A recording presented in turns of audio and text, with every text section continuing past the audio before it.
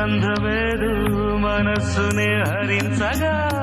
మరాళినైలాగే మరి మరి నటించనా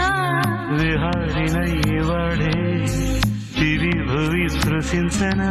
గ్రహములు పాడిన పల్లవికి జాబిలి ఊగెనులే కొమ్మరు తాకిన మరికే